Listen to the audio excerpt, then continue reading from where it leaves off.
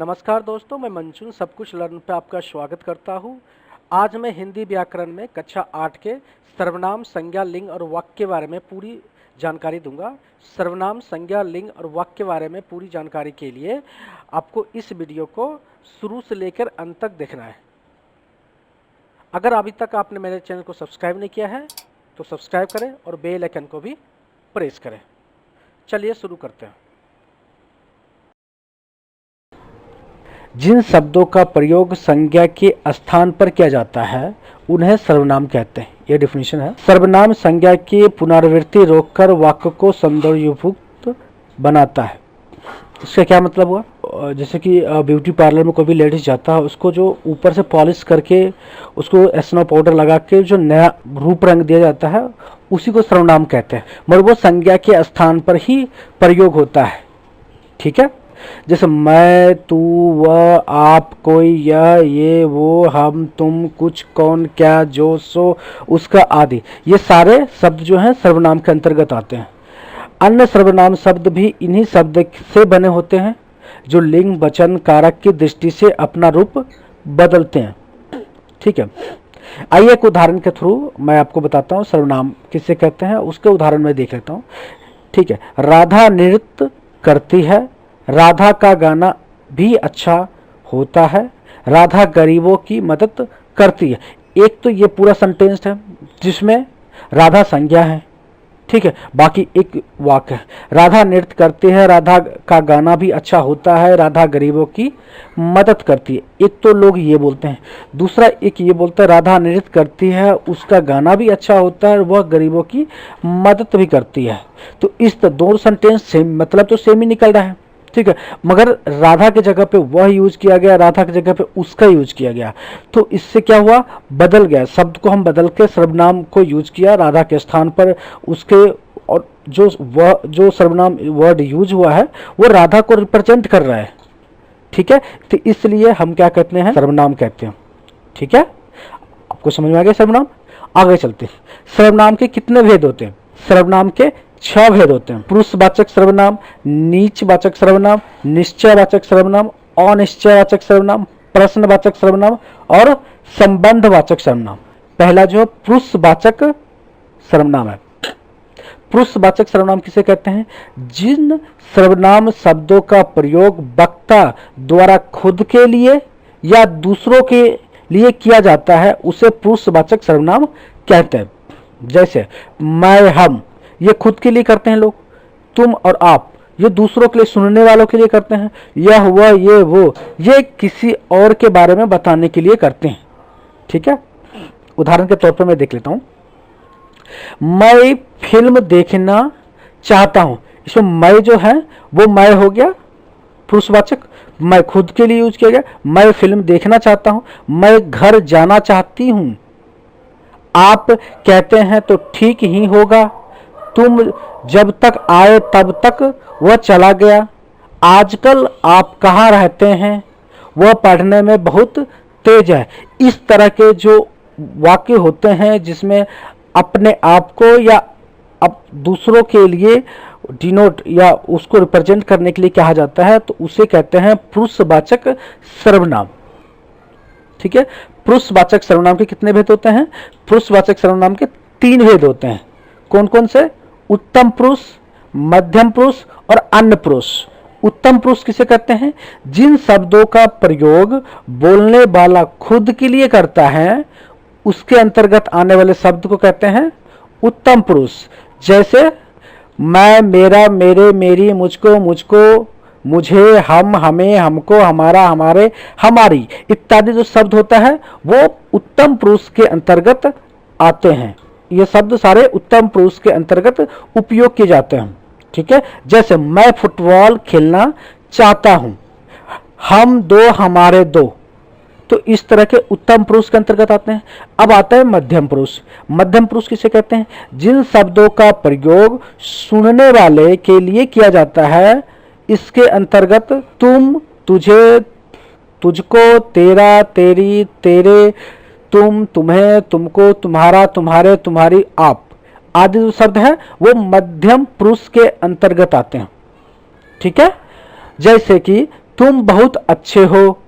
ठीक है, तो इस तरह के जो वाक्य बनते हैं वो किसी और को सुनने वालों के लिए किया जाता है, उसको कहते हैं मध्यम पुरुष सर्वनाम। ठीक है, जिन शब्दों का प्रयोग किसी तीसरे व्यक्ति के बारे में बात करने के लिए होता है उसे कहते हैं अन्य पुरुष पुरुषवाचक सर्वनाम।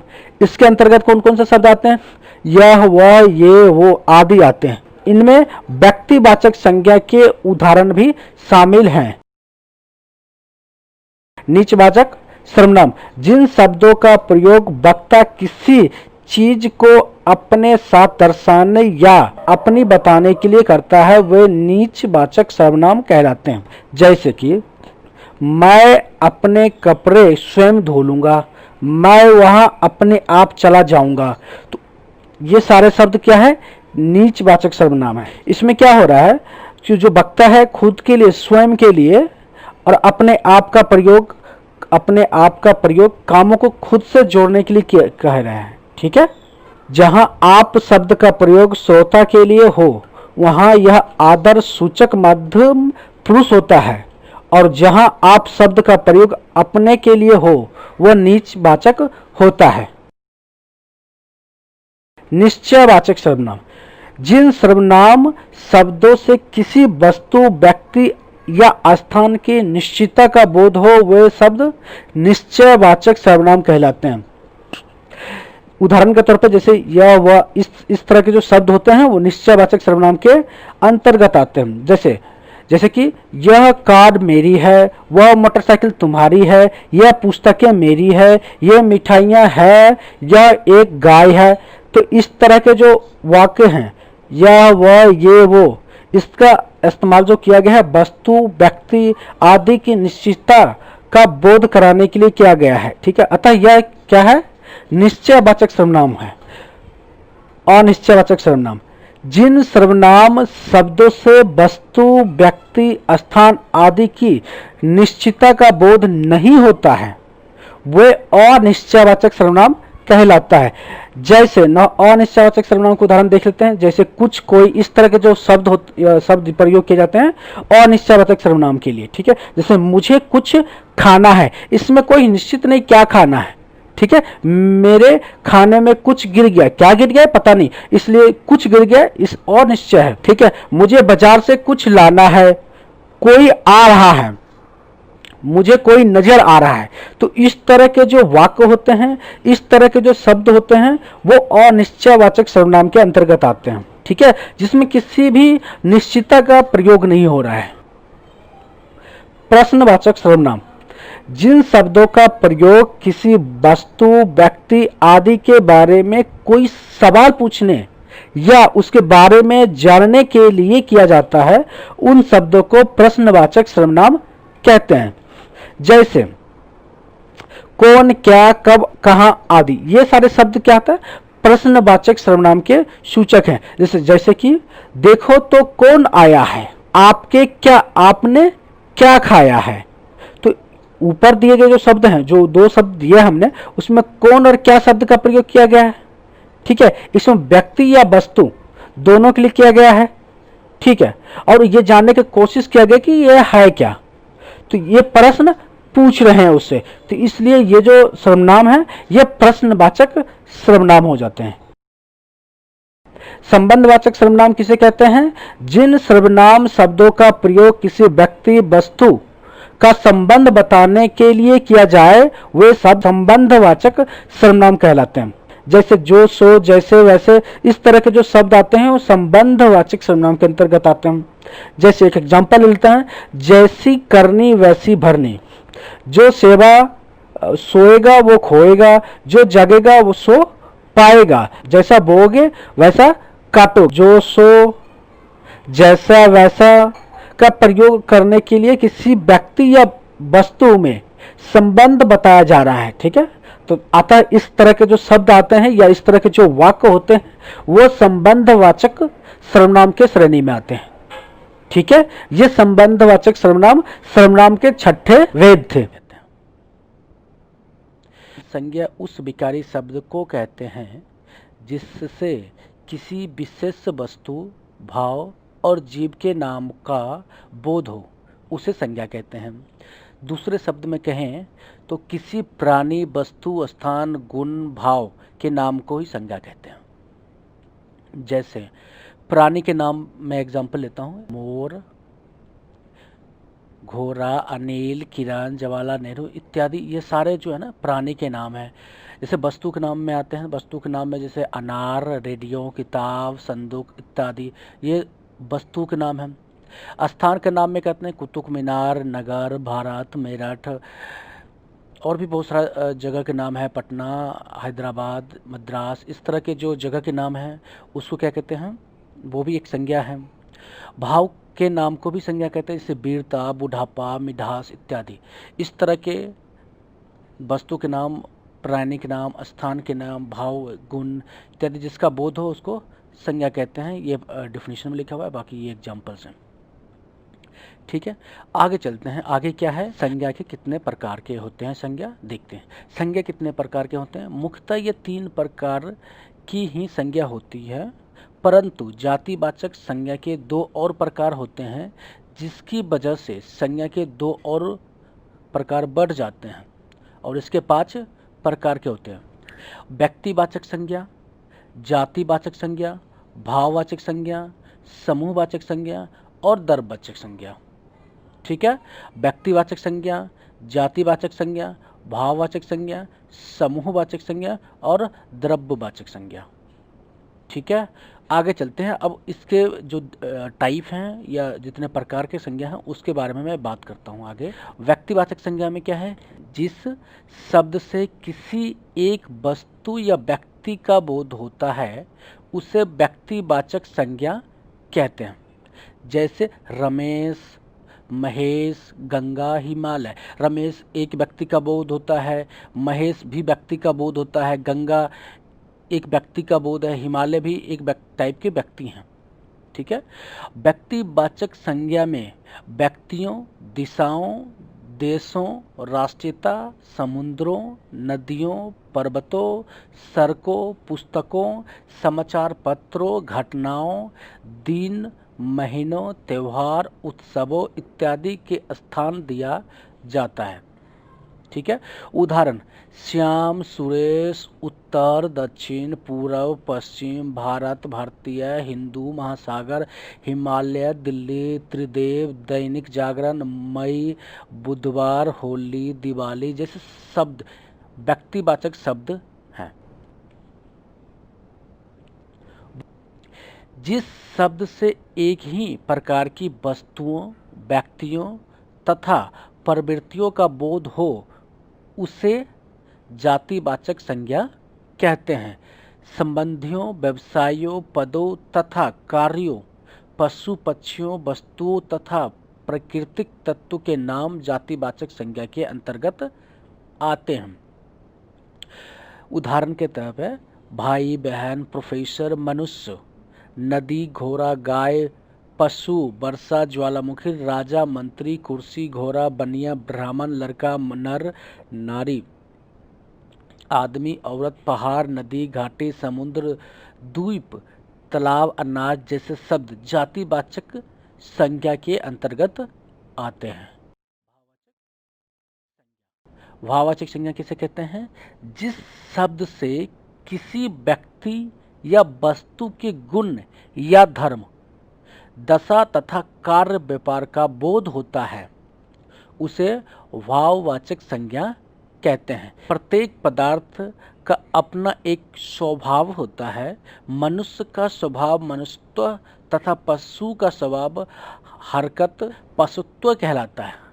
ठीक है, भाववाचक संज्ञा के एक शब्द से एक ही शब्द का बोध होता है। इस कारण से शब्दों का प्रयोग उसके उसी रूप में होता है, बहुवचन के प्रयोग संभव नहीं होते हैं।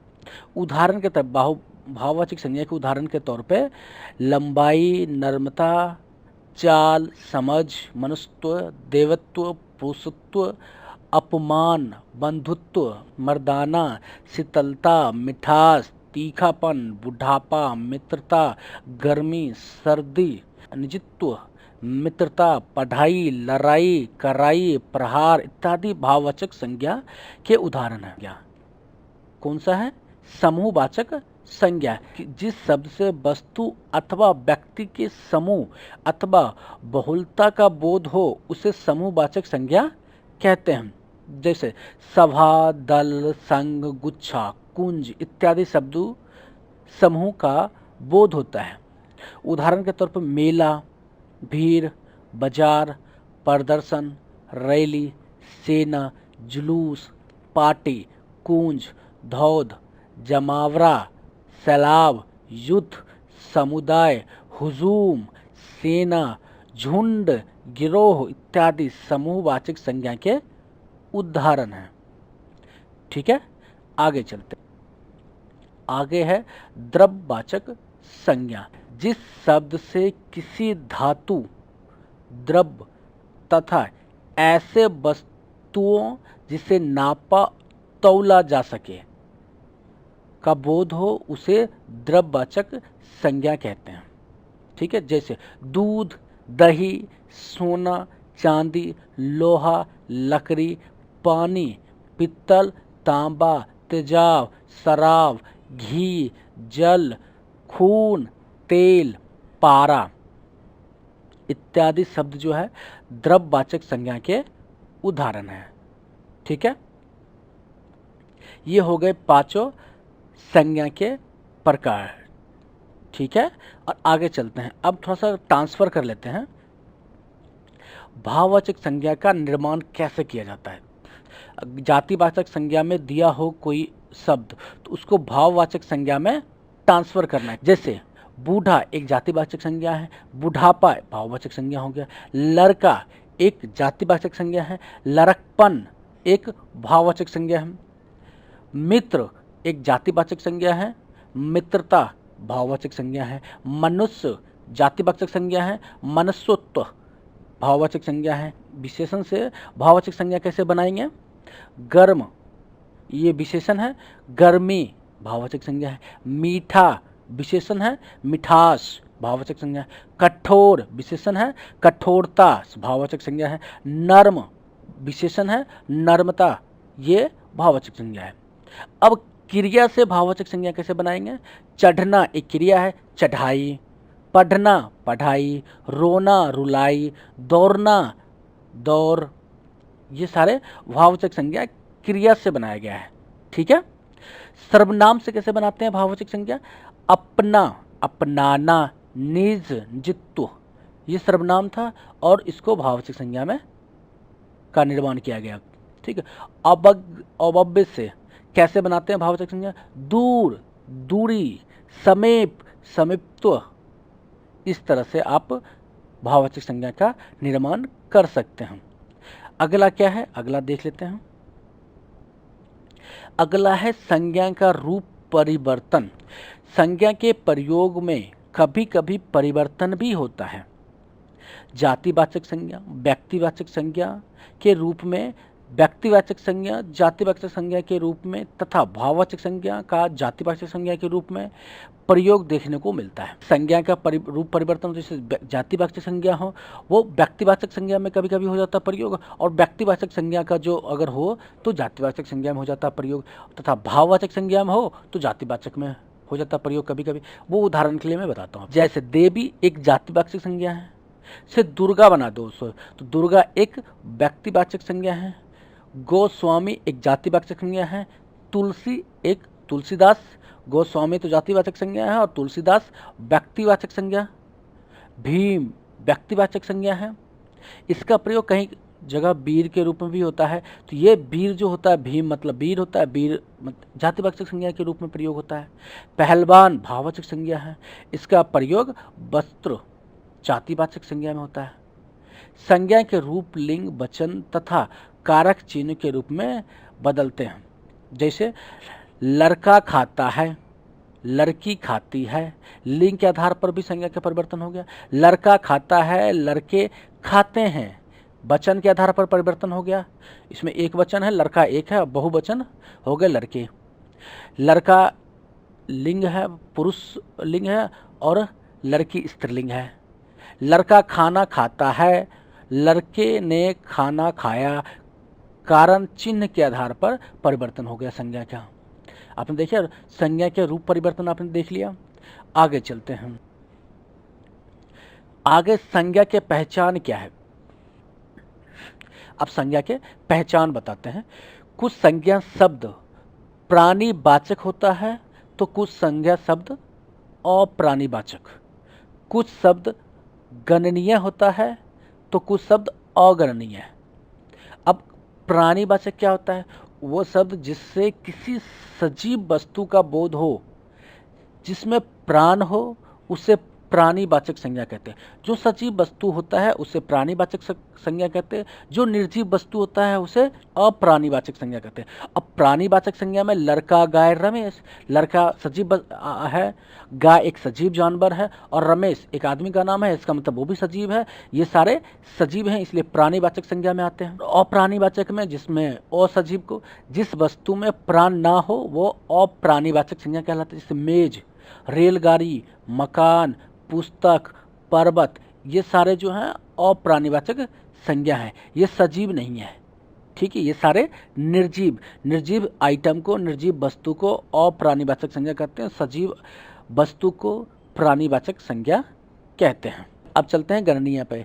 गणनीय जिस व्यक्ति, वस्तु, पदार्थ आदि की गणना की जा सकती है वह शब्द गणनीय कहलाएगा। गिनती हो सके, जिसको हम तौल सके, या जिसको हम 100 लड़के हैं, 500 लड़के हैं, पुस्तक 500 पुस्तकें हैं, भवन 400 भवन हैं, गाय 350 गाय हैं, केले 2 दर्जन हैं। ठीक है। अगणनीय संज्ञा जिस व्यक्ति, वस्तु, पदार्थ आदि की गणना नहीं की जा सकती है, उसकी संख्या ज्ञात नहीं की जा सकती है, वह शब्द अगणनीय संज्ञा कहलाएगा। जैसे दूध, पानी गिनो नहीं गिन सकते, हवा गिनो नहीं गिन सकते, मित्रता गिनो नहीं गिन सकते हो। तो इस तरह के जो संज्ञा होते हैं अगणनीय होते हैं। ठीक है, आगे चलते हैं। लिंग क्या है? संज्ञा के जिस रूप से व्यक्ति या वस्तु की नर या मादा जाति का बोध हो उसे हिंदी व्याकरण में लिंग कहते हैं। दूसरे शब्द में कहें तो संज्ञा शब्द के जिस रूप से उसके पुरुष या स्त्री जाति होने का पता चलता है उसे लिंग कहते हैं। या सरल शब्दों में कहें, शब्द की जाति को लिंग कहते हैं। पुरुष जाति जैसे बैल, बकरा, मोर, मोहन, लड़का आदि। स्त्री जाति जैसे गाय, बकरी, मोरनी, मोहनी, लड़की आदि। इस तरह को शब्द जो होते हैं उसको 2 पार्ट में डिवाइड किया जाता है। 2 पार्ट में, एक पुरुष जाति में और एक स्त्रीलिंग जाति में। जिससे जाति का बोध होता है उसे लिंग कहते हैं। ठीक है। हिंदी व्याकरण में लिंग के 2 भेद होते हैं। पहला पुल्लिंग, दूसरा स्त्रीलिंग। जिन संज्ञा शब्दों से पुरुष जाति का बोध होता है उसे पुल्लिंग कहते हैं। जैसे सजीव में आ जाते हैं तो कुत्ता, बालक, खटमल, पिता, राजा, घोड़ा, बंदर, हंस, बकरा, लड़का इत्यादि। ये सजीव जाति में पुल्लिंग के पार्ट हैं। निर्जीव पदार्थ में देखें मकान, फल, नाटक, लोहा, चश्मा इत्यादि, ये भी पुल्लिंग के हैं। भाववाचक में देख लेते हैं, भाव में दुख, लगाव, तो इस तरह के जो शब्द आते हैं वो पुल्लिंग के हैं। दूसरा क्या है? स्त्रीलिंग। स्त्रीलिंग क्या होता है? जिस संज्ञा शब्द से स्त्री जाति का बोध होता है उसे स्त्रीलिंग कहते हैं। जैसे सजीव में देख लेते हैं माता, रानी, घोड़ी, कुतिया, बंदरियां, हंसनियां, लड़कियां, बकरियां, जू इत्यादि। ठीक है। अब निर्जीव पदार्थ में देख लेते हैं सुई, कुर्सी, गर्दन इत्यादि। भाव में देख लेते हैं लज्जा, बनावट इत्यादि। इस तरह के जो शब्द आते हैं वो स्त्रीलिंग के अंदर आते हैं। ठीक है, आगे चलते हैं। आगे क्या है?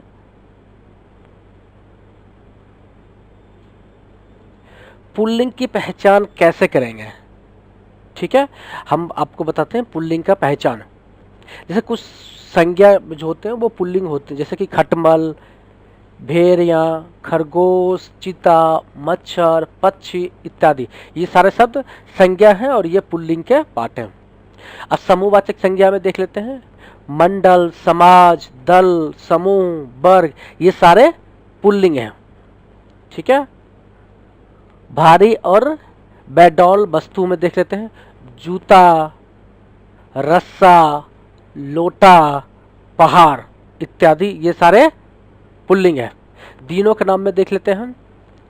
सोमवार, मंगलवार, बुधवार, वीरवार, शुक्रवार, शनिवार और रविवार, ये सारे पुल्लिंग शब्द हैं। महीने के नाम देख लेते हैं।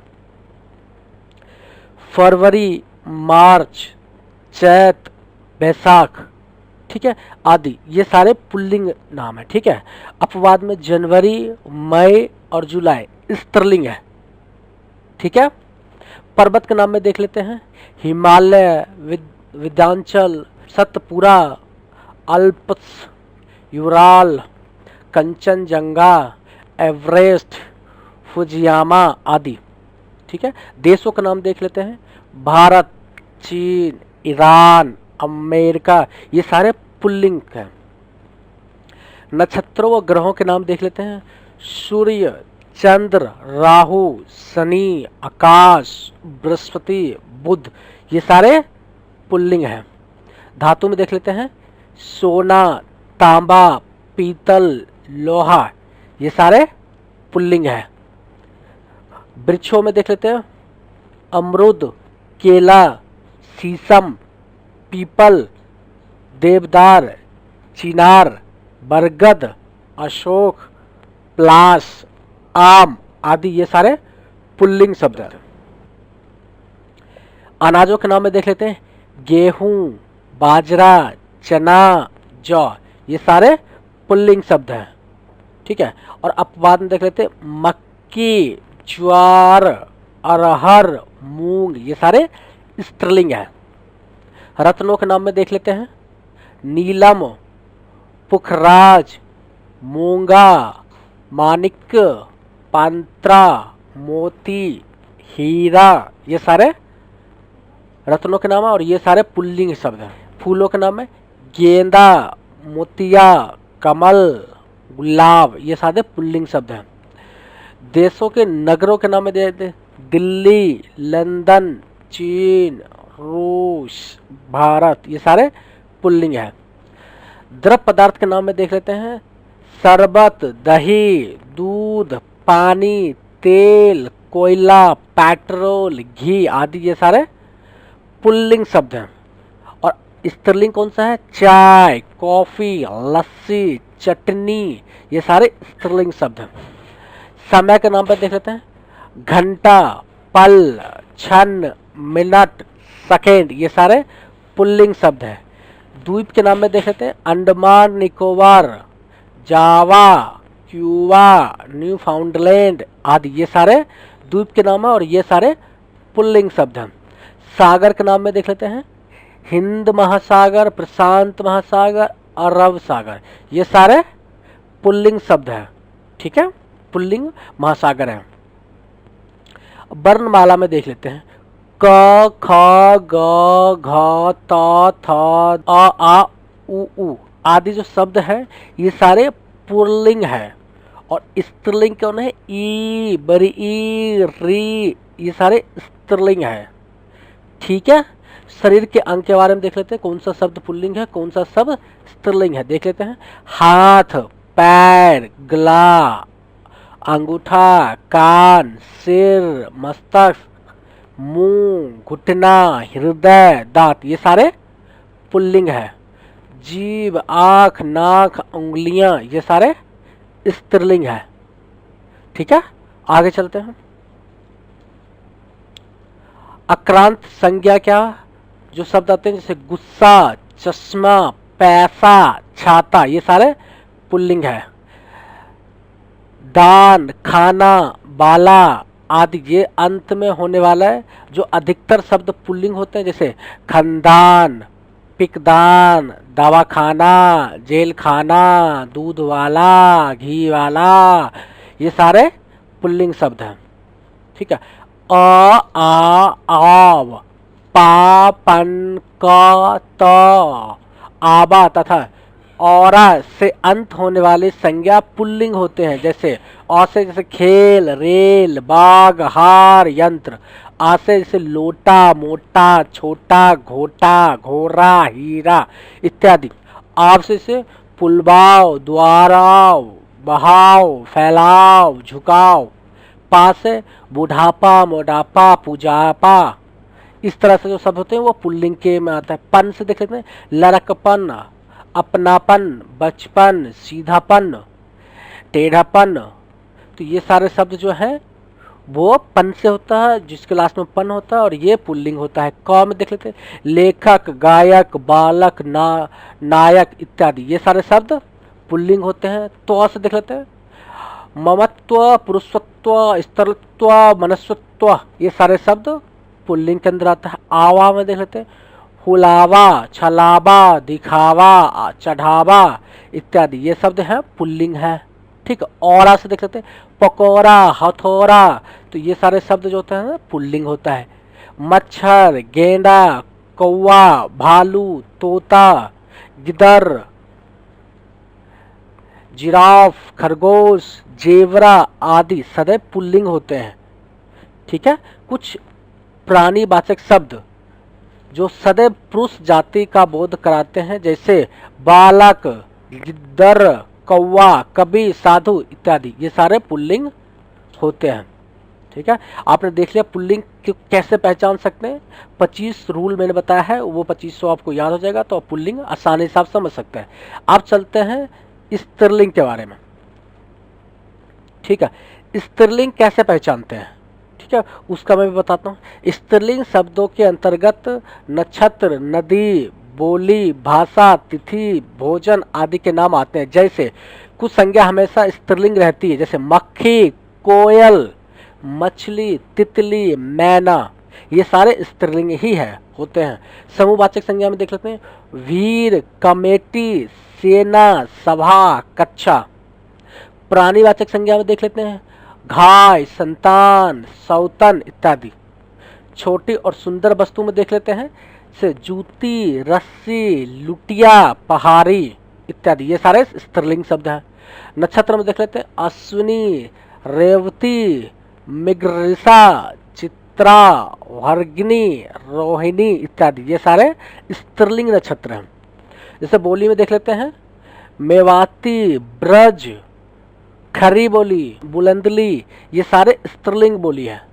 नदियां का नाम देते हैं, रवि, कावेरी, कृष्णा, यमुना, सतजल, रावी, ब्यास, गोदावरी, झेलम, गंगा इत्यादि। ये जो नदी हैं सारे स्त्रीलिंग नदी है। भाषाओं लिपियों के नाम देख लेते हैं, देवनागरिक, अंग्रेजी, हिंदी, फ्रांसीसी, अरबी, फारसी, जर्नल, बंगाली इत्यादि। ये सारे स्त्रीलिंग है। पुस्तकों का नाम है कुरान, रामायण, गीता। ये सारे स्त्रीलिंग है। तिथियों का नाम देख लें, पूर्णिमा, अमावस्या, एकादशी, चतुर्थी, प्रथमा इत्यादि। ये सारे स्त्रीलिंग है। आहार का नाम देख लेते हैं, सब्जी, दाल, कचौड़ी, पूरी, रोटी। ये सारे स्त्रीलिंग है। अपवाद में हलवा, अचार, रायता ये पुल्लिंग है। इक्रांत वाले शब्द देख लेते हैं, नानी, बेटी, मामी, भाभी। ये सारे स्त्रीलिंग है।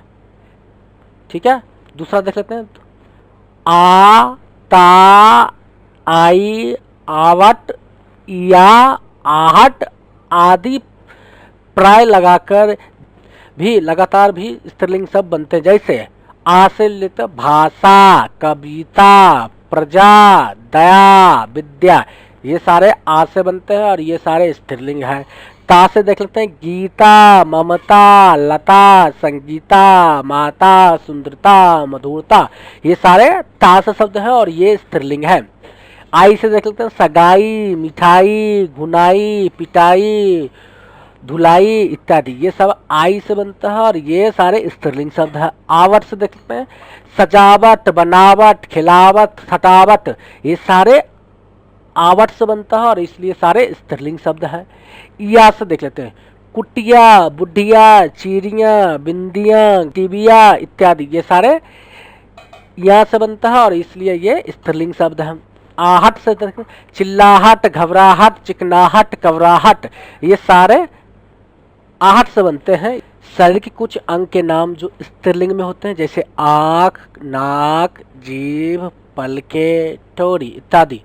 कुछ आभूषण और परिधान भी स्त्रीलिंग होते हैं जैसे साड़ी, सलवार, चुंदरी, धोती, टोपी, पैंट, कमीज, पगड़ी, माला, चूड़ी, बिंदी, कंघी, नथ, अंगूठी, हौसली आदि। मसाले जो होते हैं वो भी स्त्रीलिंग में आते हैं जैसे दालचीनी, लौंग, हल्दी, मिर्ची, धनिया, इलायची, अजवाइन, सौंफ, चिरौंग, चीनी, कलौजी, चाय, कॉफ़ी इत्यादि ये सारे स्त्रीलिंग है। ठीक है, ये स्त्रीलिंग यही खत्म होता है। ठीक है, आगे कुछ नोट्स में बना रखा हूँ, मैं नोट्स बताता हूँ। ठीक है, नोट्स। हिंदी भाषा में वाक्य रचना में क्रिया का रूप लिंग पर ही निर्भर करता है। यदि कर्ता पुल्लिंग है तो क्रिया की रूप भी पुल्लिंग होगा। यदि कर्ता स्त्रीलिंग है तो क्रिया का जो रूप होगा वो स्त्रीलिंग होगा।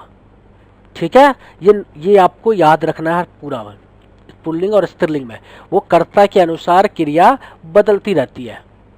ठीक है, अब नीचे कुछ ऐसे शब्द हैं जो स्त्रीलिंग और पुल्लिंग दोनों के रूप में प्रयोग किए जाते हैं जैसे राष्ट्रपति, उपराष्ट्रपति, प्रधानमंत्री, मुख्यमंत्री, चित्रकार, पत्रकार, प्रबंधक, सभापति, वकील, doctor, secretary, governor, lecturer, professor. ये सारे शब्द जो होते हैं वो पुल्लिंग में भी वही यूज होते हैं और स्त्रीलिंग में भी सेम जगह होते हैं।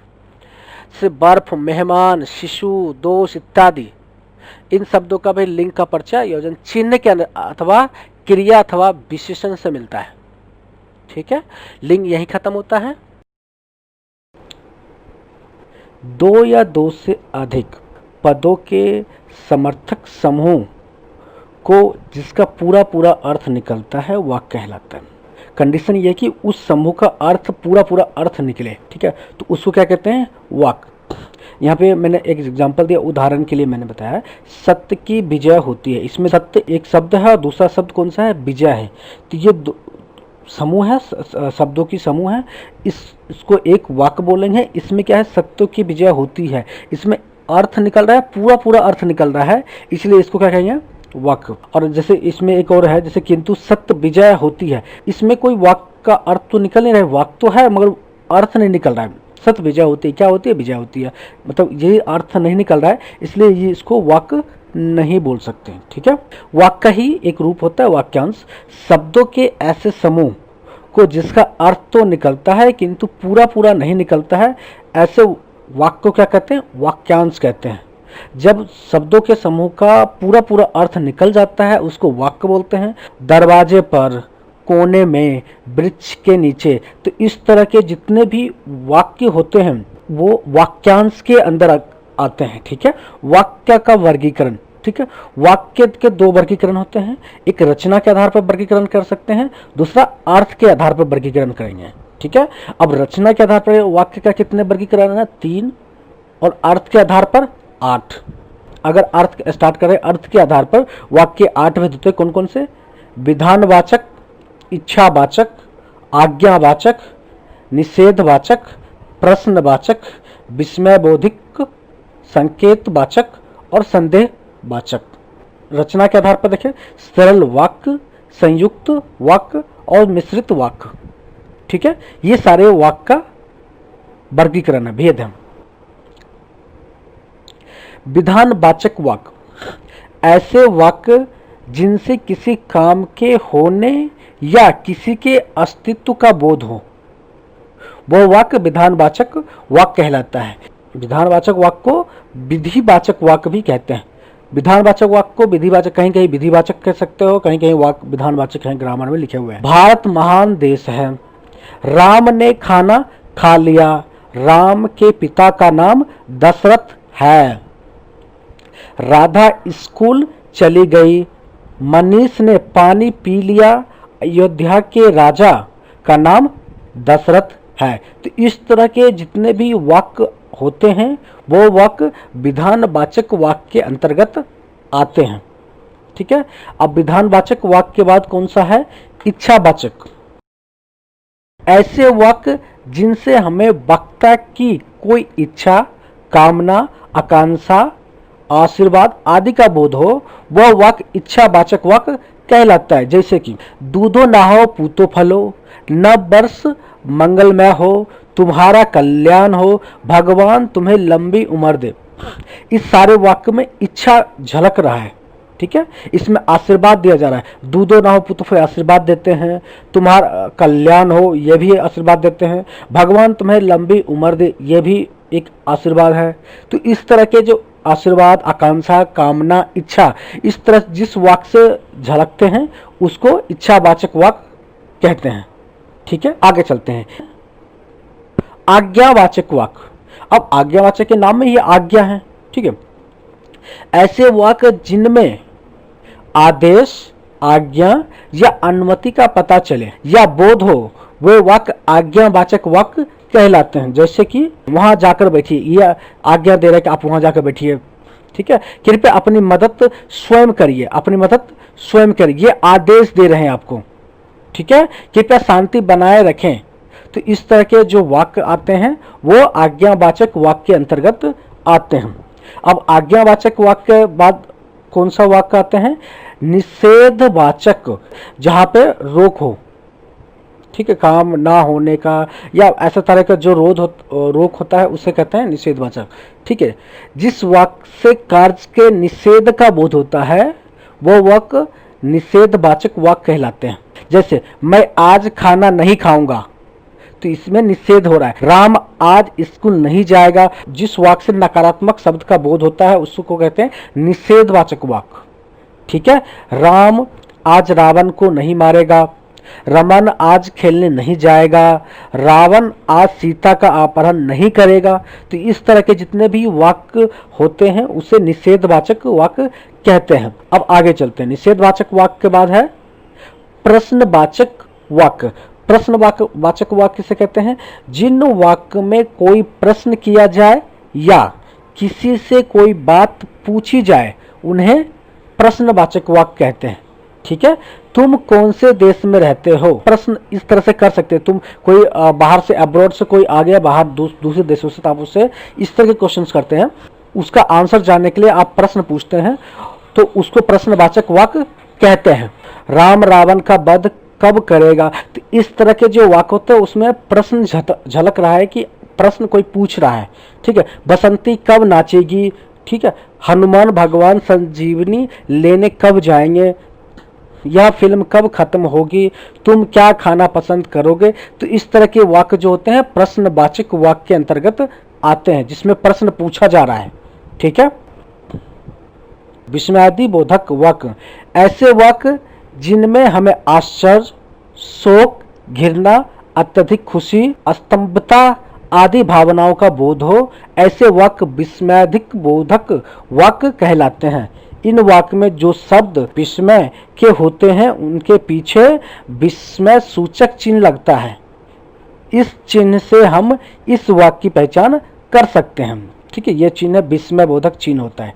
ठीक है, ओह कितनी ठंडी रात है, बल्ले हम जीत गए, कहाँ भारत जीत गया, अरे तुम लोग कब पहुंचे। तो इस तरह के जो वाक्य आते हैं विस्मयादि बोधक वाक्य कहलाते हैं। ठीक है, आगे है संकेतवाचक वाक्य। वे वाक्य जिनसे हमें एक क्रिया या का दूसरी क्रिया पर निर्भर होने का बोध हो, ऐसे वाक्य को क्या कहते हैं? संकेतवाचक वाक्य। ठीक है, अगर तुम परिश्रम करते तो आज सफल हो जाते। तो एक क्रिया कौन सा? परिश्रम करना, दूसरा क्या? सफल, एक दूसरे पर निर्भर है यहाँ पे। तो इस तरह के जो वाक्य होते हैं उसे कहते हैं संकेतवाचक वाक्य। अगर बारिश अच्छी होती तो फसल भी अच्छी होती, बारिश खराब तो फसल भी खराब। अगर आज तुम जल्दी उठ जाते तो स्कूल के लिए लेट नहीं होते, मतलब जल्दी उठेंगे तभी तो स्कूल जा पहुंचेंगे, नहीं तो लेट होंगे। तो एक दूसरे पर निर्भर, एक दूसरे पर जो क्रियाएं निर्भर होता है, इस तरह के जो भी वाक्य होते हैं उसे कहते हैं संकेतवाचक वाक्य। ठीक है, अब चलते हैं आगे। संदेहवाचक वाक्य किसे कहते हैं? ऐसे वाक्य जिनसे हमें किसी प्रकार के संदेह या संभावना का बोध होता है, वह वाक्य संदेहवाचक वाक्य कहलाते हैं। जैसे आज सुबह तेज बारिश हो सकती है, होगी नहीं, हो सकती है। ठीक है, शायद आज राम रावण का वध करेगा, आकांक्षा है इसमें। शायद मोहन मान जाए, शायद वह अभी नहीं पहुंचा, शायद आपने इस वीडियो को देखा, शायद आपने कमेंट किया कि नहीं किया। मुझे लगता है आप सीखे होंगे वाक्य, संदेहवाचक वाक्य से। इस तरह के जो भी वाक्य होते हैं वो संदेहवाचक वाक्य के अंतर्गत आते हैं। ठीक है, अब रचना के आधार पर देख लेते हैं। ठीक है, अब रचना के आधार पर वाक्य का 3 प्रकार है। अब पहला पर देख लेते हैं, कौन सा है? सरल वाक्य। ठीक है, सरल वाक्य ऐसे वाक्य जिसमें एक ही क्रिया एवं एक ही कर्ता होता है, या जिस वाक्य में एक ही उद्देश्य एवं एक ही विधेय होता है, वो वाक्य सरल वाक्य कहलाता है। जैसे रोहन खेलता है, इसमें क्या है? कर्ता कौन है? रोहन। खेलना है क्रिया, रोहन भी एक ही है, रोहन लिखा हुआ भी एक है, और कर्ता ये रोहन है और ये खेलता है। तो दो शब्द हो गए, तो रोहन खेलता है। तो दो ऐसे शब्द को क्या कहते हैं? सरल वाक्य कहते हैं। मीता दौड़ती है, आकाश भागता रहता है, श्याम पढ़ाई करता है, सीता खाना खाती है, संगीता चलती है। तो इस तरह के जो भी वाक्य होता है उसे कहते हैं सरल वाक्य। ठीक है, सरल वाक्य के बाद कौन सा वाक्य है? संयुक्त वाक्य देख लेते हैं हम। ऐसे वाक्य जिसमें 2 या 2 से अधिक उपवाक्य हो एवं सभी उपवाक्य प्रधान हो, ऐसे वाक्य को संयुक्त वाक्य कहते हैं। जैसे वह सुबह गया और शाम को लौट आया, इसमें सभी वाक्य जो उपवाक्य प्रधान है, वह सुबह गया, ठीक है, शाम को लौटा। तो इसमें से कोई भी एक वाक्य को हटा देंगे तो इसका मीनिंग खराब हो जाएगा। ठीक है, तो ऐसे जो शब्द होते संयुक्त वाक्य। दिन ढल गया और अंधेरा बढ़ने लगा, प्रिया बोला पर असत्य नहीं, मैंने बहुत परिश्रम किया इसलिए सफल हो गया, मैं बहुत तेज दौड़ा फिर भी ट्रेन नहीं पकड़ पाया। तो इस तरह के जो भी वाक्य होते हैं वो संयुक्त वाक्य होते हैं। ठीक है, अब आगे चलते हैं। संयुक्त वाक्य के कितने भेद होते हैं? संयुक्त वाक्य के 4 प्रकार के होते हैं। कौन कौन से? संयोजक, विभाजक, विकल्प सूचक और परिणाम बोधक। ठीक है, अब संयोजक वाक्य किसे कहते हैं? जब एक साधारण वाक्य दूसरे साधारण या मिश्रित वाक्य से संयोजक अवयव द्वारा जुड़ा होता है तो उसे कहते हैं संयोजक वाक्य। जैसे गीता गई और सीता आई, संयोग वाक्य जो भी होता है उसे संयोजक वाक्य कहते हैं। दूसरा क्या है? विभाजक। जब साधारण अथवा मिश्र वाक्य का परस्पर भेद या विरोध का संबंध होता है तो ऐसे वाक्य विभाजक वाक्य कहते हैं। जैसे वह मेहनत तो बहुत करता है पर फल नहीं मिलता। ठीक है, मेहनत करने के बावजूद फल नहीं मिलता है। तो ये मिश्रित वाक्य के अंतर्गत आते हैं और साधारण वाक्य भी है, मतलब इस दोनों को अलग अलग भी है। तो इसको विभाजन कर रहा है, पर सफल नहीं होना, सफल होना एक अलग, सफलता मिलना एक अलग वाक्य है, मेहनत करना एक अलग वाक्य है। दोनों को मिला के दोस्तों एक दूसरे को संयुक्त कर दिया, एक दूसरे पर आश्रित भी कर दिया, तो इसको कहते हैं विभाजक। विकल्प सूचक किसे कहते हैं? जब 2 बातों में से किसी एक को स्वीकार करना होता है तो वैसे वाक्य को विकल्प सूचक, जैसे 4-5 विकल्प दिया हुआ है उसमें से एक विकल्प को चूज करना है तो उसे उस तरह के वाक्य को क्या कहते हैं? विकल्प सूचक वाक्य। जैसे या तो उसे मैं अखाड़े में पछाड़ूंगा या अखाड़े में उतरना ही छोड़ दूंगा। ठीक है, इसमें से 2 विकल्प, वो पछाड़ देगा, उसको हरा देगा अखाड़े में, या वो अखाड़ा छोड़ देगा, दोनों में से एक विकल्प है, विकल्प सूचक वाक्य कहते हैं। ठीक है, परिणाम बोधक। जब एक साधारण वाक्य दूसरे साधारण या मिश्रित वाक्य का परिणाम होता है तो उसे परिणाम बोधक वाक्य कहते हैं। जैसे आज मुझे बहुत काम है इसलिए मैं तुम्हारे पास नहीं आ सकूंगा, तो इस तरह के वाक्य को क्या कहते हैं? परिणाम बोधक। ठीक है, चलते हैं तीसरे पे, तीसरा कौन सा है? मिश्रित वाक्य। ऐसे वाक्य जिनमें सरल वाक्य के साथ साथ कोई दूसरा उपवाक्य भी हो, वह वाक्य मिश्रित वाक्य कहलाते हैं। मिश्रित वाक्य की रचना एक से अधिक ऐसे साधारण वाक्यों से होती है जिनमें एक प्रधान वाक्य होता है एवं दूसरा वाक्य आश्रित वाक्य होता है। ठीक है, आश्रित होता है। ठीक है, तो उसे क्या कहते हैं? मिश्रित वाक्य। जो औरत वहां बैठी है वह मेरी माँ है। जो लड़का कमरे में बैठा है वह मेरा भाई है। यदि परिश्रम करोगे तो उत्तीर्ण हो जाओगे। मैं जानता हूं कि तुम्हारे अक्षर अच्छे नहीं बनते। तो इस तरह के जो भी वाक्य होते हैं मिश्रित वाक्य कहते हैं। ठीक है, मिश्रित वाक्य कितने भेद होते हैं?